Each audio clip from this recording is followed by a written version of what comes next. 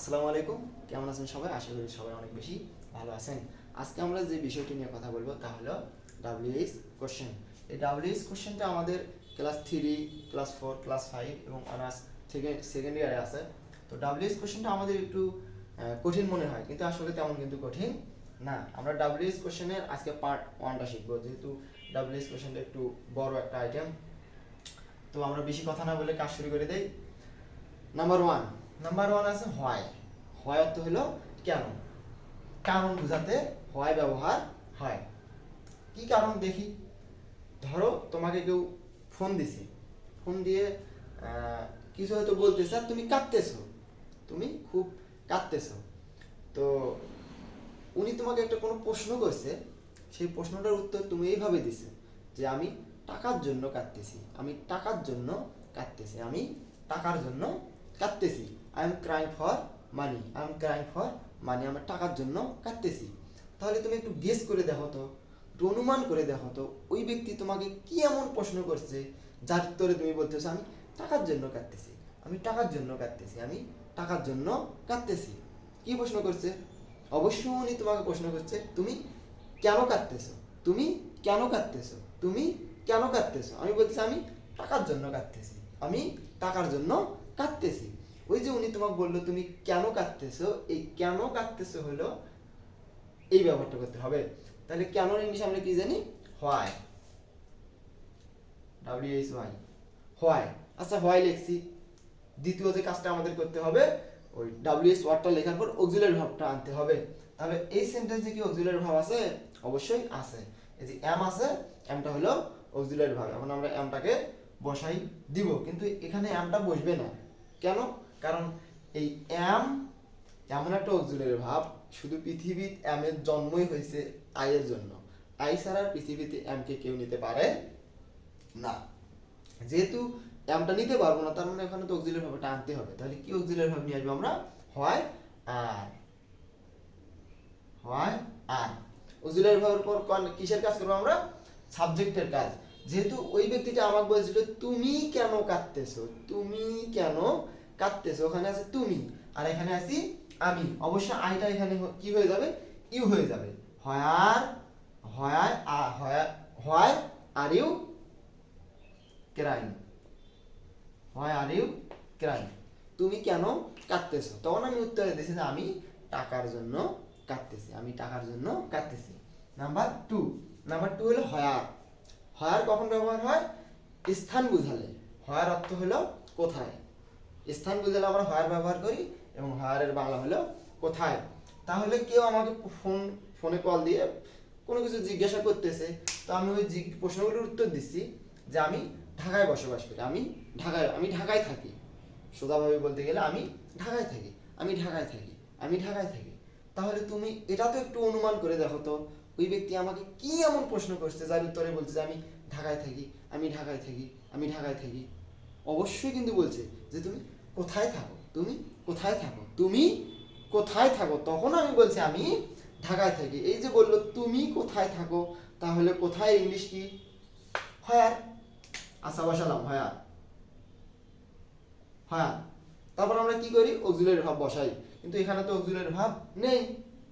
আছে কি auxiliary verb? অবশ্যই না, মূল ভার্ব আছে। মূল ভার্বটা হলো লিভ। তাহলে আমরা কিন্তু আগে থেকেই জানি পৃথিবীতে 3টা অক্সিলারি ভার্ব আছে, যে 3টা অক্সিলারি ভার্ব ঋণ করে এনে বসাই দেওয়া যায়, মানে হায়ার করে নিয়ে আসা যায়, হাওলাত করে নিয়ে আসা যায়। তাহলে সেই 3টা কি? Do, does, did. এই 3টা আমরা কি করে আনতে পারি? আমরা হাওলাত করে নিয়ে আসতে পারি, ঋণ করে নিয়ে আসতে পারি। তাহলে এখানে আমি কি বসাবো? এখন ডু বসাবো, ডাজ বসাবো, নাকি ডিড বসাবো? এই ডিড আছে, ডিড শুধু ব্যবহার হয় ভি2 এর ক্ষেত্রে, ভার্বের পাস্ট ফর্মের ক্ষেত্রে, আর ডু ডাজ ব্যবহার হয় ভি1 ভার্বের প্রেজেন্ট ফর্মের ক্ষেত্রে। তো এখানে লিভ আছে, ভার্বের প্রেজেন্ট ফর্ম, ডু নিতে পারবো, ডাজও নিতে পারবো, কিন্তু আসলে ডু নেবো না, আমি এখানে ডাজ নেবো। দেখো এখানে লিভ আছে না, লিভটার সঙ্গে কিন্তু এস ই এস যুক্ত নেই, আর সাবজেক্টও কিন্তু ফার্স্ট পারসন, যার কারণে আমরা কি নেব না? ডাজ নিব না, কি নেব? ডু নেব। তাহলে হয় আর ডু। তারপর কি করবো? 3 নাম্বার কাজ, সাবজেক্টটাকে ভিতরে ঢোকাই দেবো। এখন সাবজেক্টটা আসি আই, এখানে লিখবো কি? আমি অবশ্যই ইউ লিখবো, কারণ ওই ব্যক্তিটা আমাকে ফোনে প্রশ্ন করেছিল, উনি বলছিল তুমি কোথায় থাকো, তুমি। আর এখানে আমি বলছি আমি ঢাকায় থাকি, যে তুমি বলছিল অবশ্যই তুমির ইংলিশটা আমাকে ওখানে দিতে হবে। তাহলে where do you live, where do you live in, তুমি কোথায় বসবাস করো বা কোথায় থাকো। Number 3, when. হোয়েন অর্থ হলো কোথায়, যেটা সময় বুঝালে বসে। তাহলে দেখো এখানে ওই ফোন কলের মতো, he was busy in the afternoon. তাহলে আমাকে কেউ একটা ফোন দিছে, দিয়ে কি জানি একটা প্রশ্ন করতেছে, আর আমি উত্তর বলতেছি যে সে বিকালে ব্যস্ত ছিল, সে বিকালে ব্যস্ত ছিল, সে বিকালে ব্যস্ত ছিল।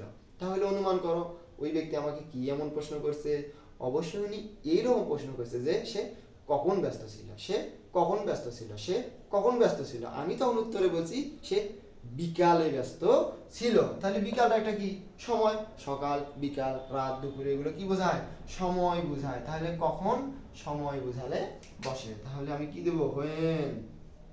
অবশ্যই এখানে অক্সিলারি ভার্বটা আছে ওয়াজ, সেটাই বসে দিলাম। যদি না থাকতো তাহলে এই যে হায়ারিং করে অক্সিলারি ভার্বগুলোকে যে কোনো একটা বসে দেওয়া লাগতো। তাহলে হোয়েন ওয়াজ। অবশ্যই তারপর কি করবো আমি 3 নম্বর কাজ, সাবজেক্টটাকে ভিতরে ঢোকাই দেবো। সাবজেক্ট কি, আই আছি না হি আছে, হি বসে দিতে হবে। হোয়েন ওয়াজ হি বিজি, সে কখন ব্যস্ত ছিল। তখন আমি উত্তরে বলছি যে সে বিকালে ব্যস্ত ছিল। Number 4, which. হুইচ অর্থ হলো কোনটি, এটা পছন্দ করে নিতে ব্যবহার হয় বা বসে। তাহলে আই লাইক রেড ওয়ান, আমার লালটা পছন্দ হয়েছে, আমার লালটা পছন্দ হয়েছে, আমার লালটা পছন্দ হয়েছে। তাহলে কোনো এক ব্যক্তি আছে আমার সঙ্গে যে বলছে যে তোমার কোনটি পছন্দ হয়েছে, তোমার কোনটি পছন্দ হয়েছে, তোমার কোনটি পছন্দ হয়েছে। তখন আমি বলছি আমার লালটি পছন্দ হয়েছে, আমার লালটি পছন্দ হয়েছে। তাহলে কি বলছিল, কোনটি, কোনটির ইংলিশ কি, হুইচ, হুইচ, হুইচ ওয়ান, কোনটি, which one.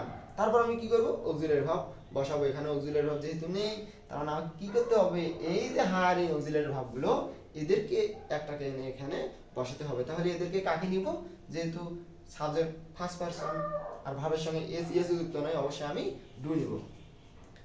Which one, do. তারপর কি করব, সাবজেক্টটাকে ভিতরে বসাই দেব।